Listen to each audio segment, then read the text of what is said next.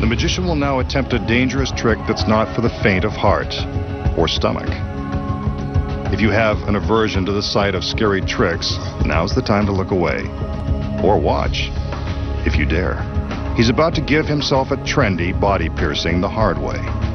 By the way, don't try this one at home.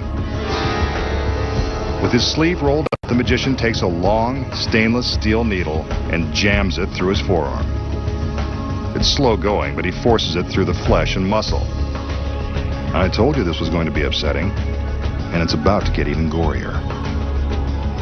The magician begins to withdraw the needle, and sure enough, he lets loose a small gusher of blood. I keep reminding myself that this is just a trick. He'd better pull it out before he gets weak in the knees. I know I am. There it is. He's a braver man than I, and I keep reminding myself that it's just an illusion.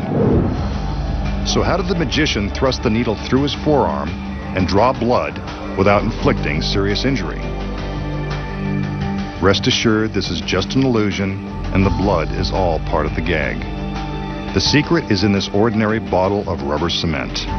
Before the trick begins, the magician takes a healthy dose of the clear cement and applies it to his forearm.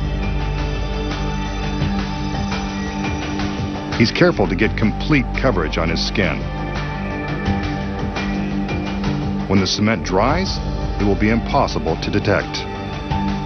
Now when the magician appears to plunge the needle into his arm, he's merely pressing it against his skin. He struggles a bit to make the illusion more convincing. Once the needle appears to be completely inserted into his arm, he pinches his skin around the steel. The rubber cement causes the skin to stick to itself.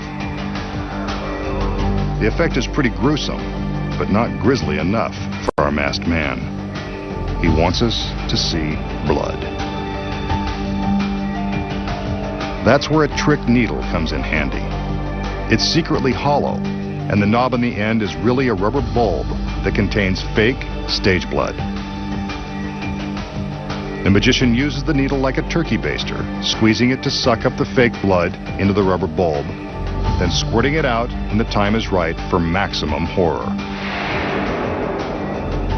Squeezing the bulb lightly is enough to force the fake blood out of a tiny hole in the hollow steel tube. All he has to do now is withdraw the needle from the glued folds of his skin, and the ghastly illusion is complete.